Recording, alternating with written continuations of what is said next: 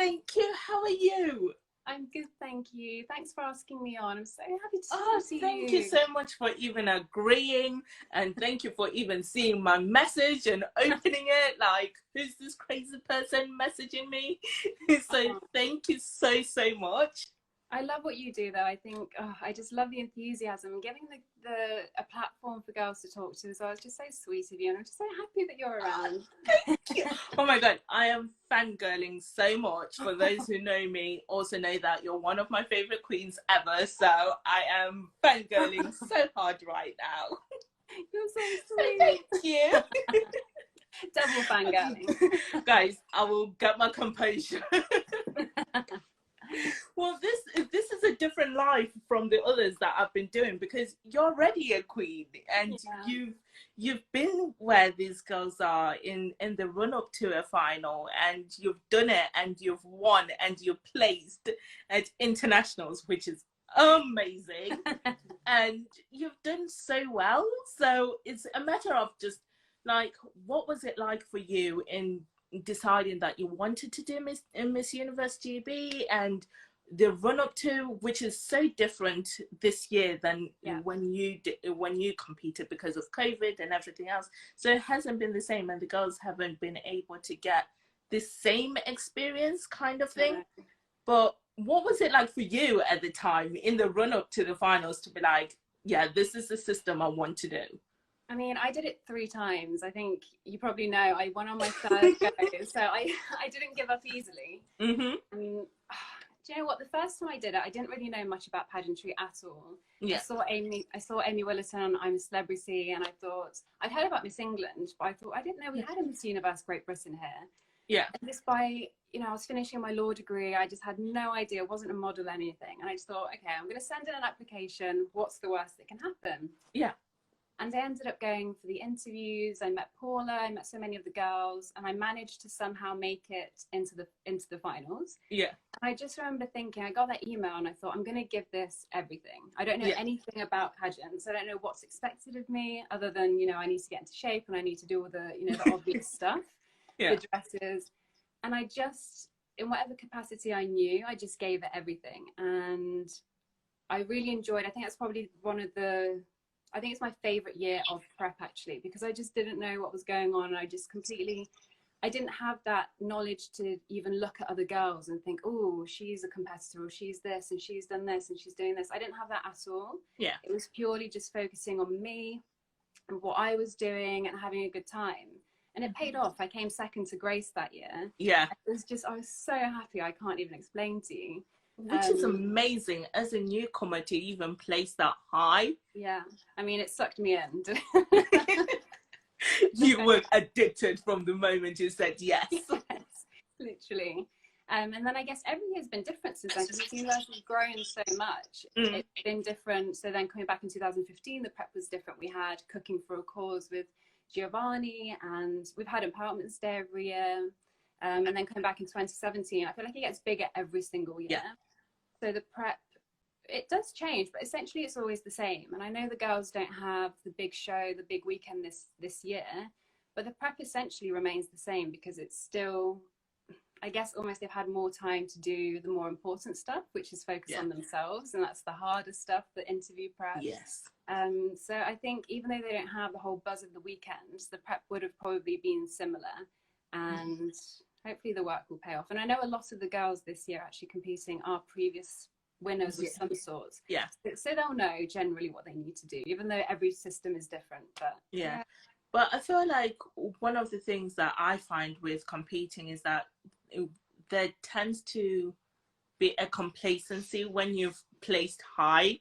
And like, you don't, it's kind of one of those where, oh, I did it before, I can do it again kind of thing. But what's the one thing that you can tell others, like, on how not to fall into that pattern and how to still give it your all year after year, even though we get demotivated if we don't win the first time or the second time? It took you 3 times and you played internationally as well. So it's kind of one of those where it wasn't your year the previous years. So what's the advice for the girls not to give up if they don't win this weekend, and how to also not be complacent just because they've placed highly in previous competitions. I think with the complacency, you know, I came second and then I didn't place at all in 2015. And then, which was really difficult. And it's not difficult because somebody else won. You know, the right girl always wins. But it's difficult because you think, oh my gosh, was I complacent? You know, I didn't do this. You're just disappointed with yourself. Yeah. So I think the tip is to just start every year fresh, and every competition is different, let alone, so every system is different, let alone every year at Miss Universe Great Britain, you have different judges who are in different moods. You know, it also depends on how we've done internationally.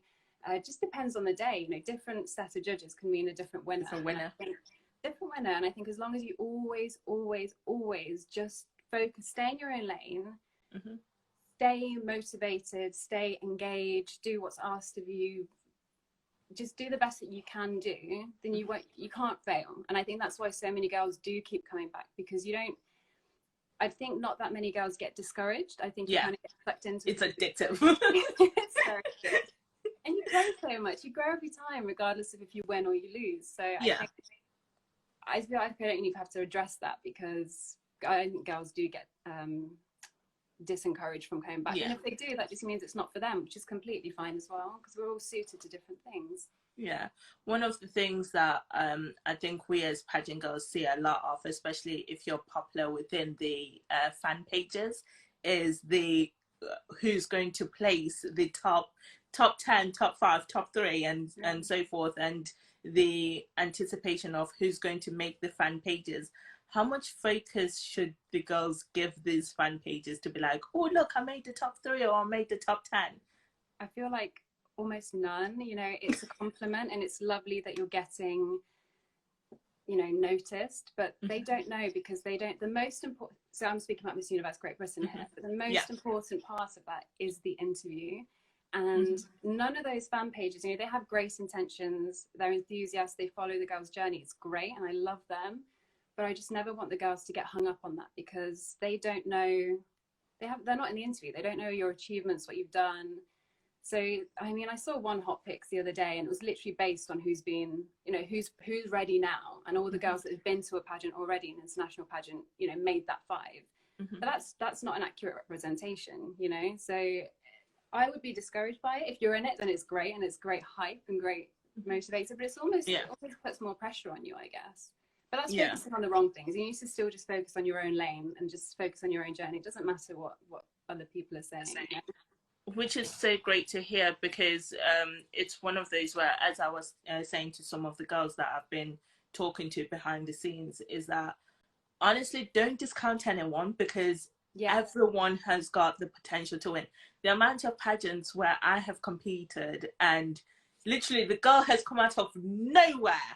Like, you didn't even know her before the competition or anything, and she's gone and won the crown, and I'm just like, why wasn't I looking at her? Like, where did she come from? So I feel like, although it's, as you said, it's a nice compliment for the fan pages to acknowledge you and to put you in their favorites, don't take that as gospel and treat it as if that's what's going to happen on the night, because a dark horse or anyone can literally take it. But it's always nice to hear this from someone who's actually been through it and won, maybe not on their first time or their second time, but they've gone through the process. So what was internationals like for you? Because I know for the girls, with them winning this weekend, I think the internationals is in February, if I'm not mistaken. So they've only got a shorter period of time to get ready. So what was internationals like? I know it's different for everyone, but for you, what was it like? Just the best experience ever. And I think that's why when people say, oh, you know, this year is Miss Universe Great Britain, it's not going to be great, you can't go here and you can't go there. The biggest prize is going to internationals, it's going to Miss Universe, it's meeting all the girls. And I guess whenever it is, all the girls are going to be in the same boat. So I know that certain countries like the Philippines, you know, they have like way more support and way more help, so they will be more trained and more ready. But just take it for what it is. You know, you have 2, 3, 4 months to do your best. As long as you work hard and you actually do your best, then you'll be fine. And you've just got to remember that all the girls are in the same boat. And just take initiative. You know, Grace for advice, ask whoever you're working with for advice, ask me for advice, ask as many people as you can for advice, not to train you because I think that's too many cooks, but just take initiative and, you know, be a bit creative with how you prepare. Don't just prepare as all the other ones have done before you, you know, and just try to be different, try to stand out. Social media now is obviously going to be a huge part of, I guess, it always does do with fans, but I guess for Miss Universe as well, you know, step up and do more creative content on Instagram that isn't just, you know, pretty pictures. Show what you're getting up to. Just let people have a bigger insight into who you are and what your life looks like. Well, which I think is, as we've been discussing with the finalists, that social media this year is playing a bigger role than it's ever played before in pageantry, because we haven't been able to go out and see people and listen to what they've been saying. Their social media has had to do the talking for them. But do you think that this is the way that we should take pageantry going forward, is to actually start focusing on the girls' social medias? But I think internationally, that's definitely what happens. You get, I remember when I competed, you know, the top picks, so Demi, who eventually won, she was chosen essentially off fans just really connecting with her over Instagram and stuff that she was doing. I remember she did an Instagram live of changing a tire, and it's stuff like that, you know, just a girl by herself changing a car tire. You know, how many people think of doing that? And I think that's how you connect with people on an international level. And that's something that, you know, I look back and I'm like, I should have done more on Instagram. But I think you almost feel, as Great Britain, because we're such a small pageant country, you think that people don't care, but they really, really do. Like, they love supporting the underdogs. They love supporting other, especially with the European, you know, the continent split system. They're doing that this year. But people do notice you. And there's a pageant page called Miss You Updates, I think. And she often gets trolled for not posting, you know, more pictures of smaller countries, but she says it's because they're not doing anything. So it's keeping that momentum and making sure that you are using your social media on an international level. So I think it is used to that extent, but I think nationally, I think you're always just going to get chosen the best girl on the night is going to win. I don't know if the judges are going to keep up with all the girls for months beforehand, but it's still really important. Yeah, it's something that we need to look at, and I feel like we need to start replicating a bit of the internationals at nationals, because we don't do some of the things that they do internationally, and I think it puts our girls at a disadvantage, which is only just my opinion, guys, so don't take it as gospel. But it's one of those. So I do think it puts us at a disadvantage, because you're being thrown into a whole new way of doing pageants. So I think it's something for directors to take on board, to actually see how internationals are run and kind of replicate that downwards. Absolutely. You know, they get invited onto interviews all the time, and it increases your public speaking skills and your confidence in knowing how to answer questions. We don't have that here. So the more lives you can do, you know, with somebody like you, it's all prep and it's all for your benefit. And actually, Miss Universe wants to see somebody who's, you know, Instagram and social media savvy, because that's what you're then going to be doing for a year. Which is, what's the one thing that you wish someone had told you, or that you wish you had known when you were competing, or even in the run-up to the finals? Do you mean for GB? Yeah, for GB and for internationals. It's a good question. I think so.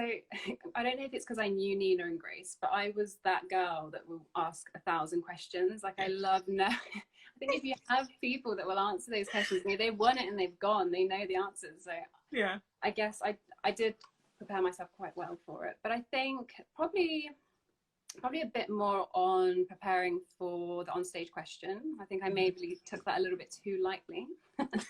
Just thinking, I'll just wing it. You blag it on the spot. And then also, it's definitely for internationals, making more use of my social media for sure. Because I think what I fell into the trap of just, you know, trying to post pretty pictures with a nice inspirational quote underneath. And there's only so much of that you want to see. And that's what I then realized, when you see winners, you want to see nice pictures, but you want to see them doing things. You want to see them being real. And I think that's what I just would encourage the girls to be now and up to Saturday, is just being so relatable, especially in your interview. Like, judges don't need to see a perfect, you know, photoshopped, filtered robots. Be relatable, make them laugh. Like, as much as you need to be professional and serious, you also need to be a human that they want to be friends with. Show your personality. Yeah, and don't be scared of doing that in the interview. I mean, I judged last year, and you do see a difference between girls that come in, you know, a little bit more relaxed, and you feel like, okay, I could talk to this girl for an hour, and that's what you want to come across as. And if you make a mistake, it doesn't matter. You're not. I don't know. No job. You is say that, and then my anxiety will be running through the roof as I'm in that interview. Oh yeah, it's awful. But it's one of those things where it's nice to hear you even say that, and for girls to know that it's about personality. And yes, you do need to be prepared, and you do need to train, you need to be doing more interviews and things like that, but be yourself. And I think that's the thing that we're going to see through your year and through your reign. So the last thing that the judges want to make a decision on is, we thought she was like this, but she's actually like this instead. So it could have made the difference during that judging panel, to be like, oh, she would have been amazing. But I feel like the right girl wins at the right time as well, kind of situation. But in terms of keeping in contact with all the girls that you competed in, or you competed with both nationally and internationally, what's that? Hang on, you frozen. You're back. Okay. Yeah. Did you say about the girls I competed with? Yeah. How's that connection been like?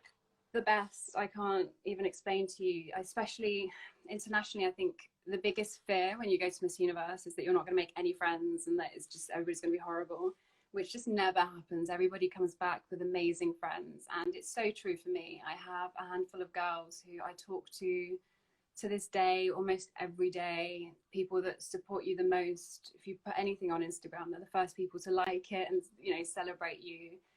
And it's that amazing connection that you've both been through something so unique that nobody else has ever experienced, that it just kind of bonds you forever. And you go to a country, and I'll just message the girl of that country saying, hey, do you want to meet up? So that's really special. Amazing. It really is. And it's the same here. You know, I've met so many girls through competing that I'm still such good friends with, and it's a blessing. I think I hate the stereotype that pageants are catty and awful. Yeah. It's just not like that. It's not the case. No, at all. At all. Yeah. Which is nice, because I've met some of my best friends through pageantry that we've been through marriages, kids, the whole works. But like, what's next for you? Because I feel like everyone always says that once you've competed in Miss Universe, you've done the pinnacle of what pageant girls want to do. Because of all the pageants out there, Miss Universe still remains as the ultimate goal for a lot of us. Yeah. So what's there for you? Like, are you still not pageants? Not pageants. I think for me, I just went straight in for Miss Universe, and that's what you wanted.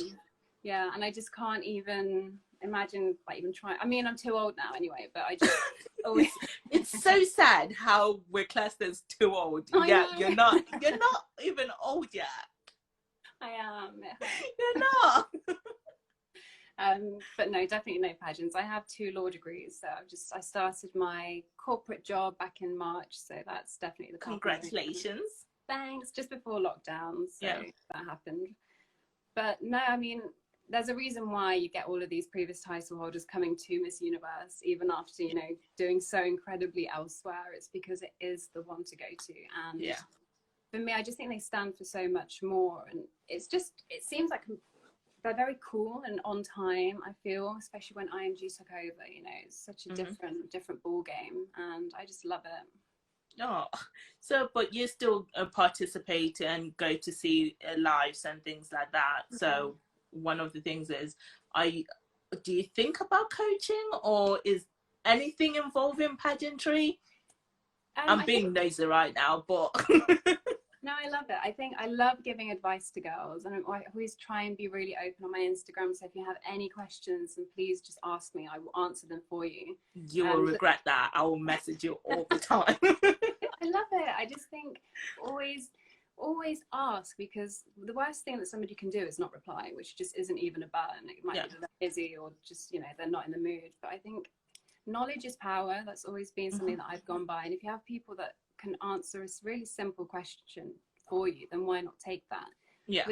In regards to coaching, you know, Grace taught me, coached me, and I think she's incredible. She does an amazing job. She's been there. She's coached so many of us since, you know, Nina, Jamie, Deanne, me. She knows exactly what's going on. She's extremely good at what she does, and I don't think I could ever be as good as she is. So for me, I just love giving that, like, free, just a friendly advice. Yeah. And I think that's the way that I would just love to stay involved. Yeah, but will you be going to internationals next year? So I want to so much. Yes. If we can travel, I'm going, no matter where it is. To be fair, I've also said the same, that I actually want to experience going to see it live at internationals, because unfortunately, every single year I've managed to miss the national finals, because it's been either a couple of days after my birthday or on my birthday, and I've never been able to go because I've either been on holiday or been at work, and I haven't been able to take the time off. So I was just like, if I can't see the live, I might as well go internationally and see it there. Yeah, international shows are actually quite boring. I don't know. It's because there are so many breaks. Oh my gosh, the commercial breaks, you just end up sitting there and just waiting and waiting. I think, no, but Miss Universe is a good one to watch, because you have the big full-on show, you get the girls walking down individually, whereas I think it's Miss World, they kind of march the girls down in groups and whatnot. It's just not interesting to watch. Even missed I missed them when they did the internationals in London last year. I was just like, I can't get it off work, so because they announced it quite late. But in terms of you traveling and everything else, how's this year been? Because you haven't been able to do what you've been able to do for the past few years since you've won. But what's 2020 been like for you? It's been a big change, I think, for me, because when I was doing Miss Universe, I was also modelling. I was traveling so much, and that to me is, I love it, and I love meeting new people, and having one of those experiences in my life is really kind of go. And then I got, you know, I moved to London, I got my job, and it just went a complete 180 into then being in an office. But I was in the office for 2 weeks. Lockdown. And then we went to lockdown. So that's a nice way to start. I know. It was the universe saying you're not built for an office. So this year has really just been really good for me, that I can, you know, work from home and kind of crack on with this, you know, the next chapter of my life.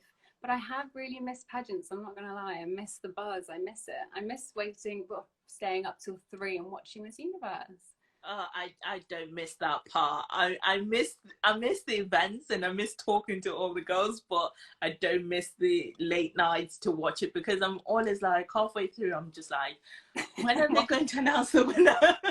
That's what I mean, there's so many breaks. Imagine being in the audience. But I feel like when you're there, it's quite different, because you can turn around and talk to your friends and things like that. But when you're at home, my internet is really crap today. Not that bad. Okay, we're back.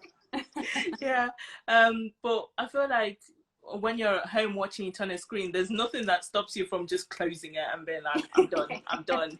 Whereas if you're there watching it on live, it kind of forces you to be awake. Yeah, but I've not, so the last 2 years watching it since I competed, I've been so nervous for Dee and then for Emma that I've just literally been like pageant mum, so nervous. But it's been so great. I love watching the girls compete afterwards. It's like seeing, because you know what it feels like, and you know that they are going through that exact same incredible flurry of emotions, and it's just amazing. Yeah.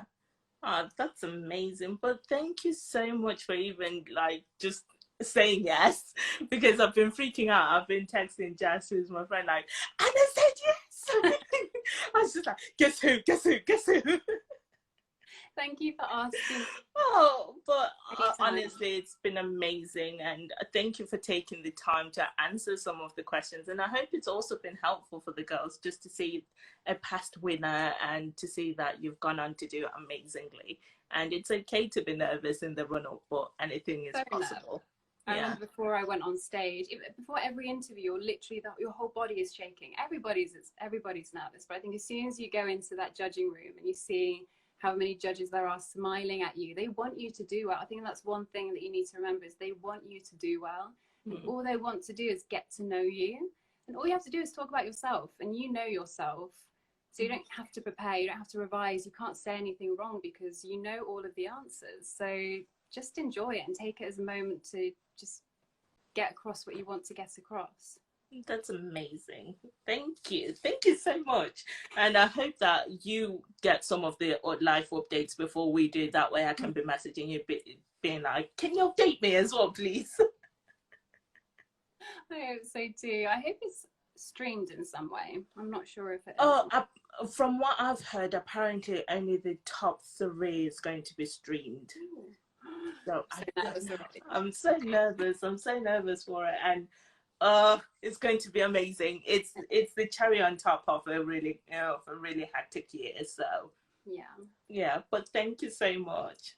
No problem, and good luck with everything you're doing. And thank you. I want to know who your winner is. I want to know your top 3 productions. Not now. I'll tell you off air. Good. No worries. Thank you. Bye. Hope you guys enjoyed that live. See you soon.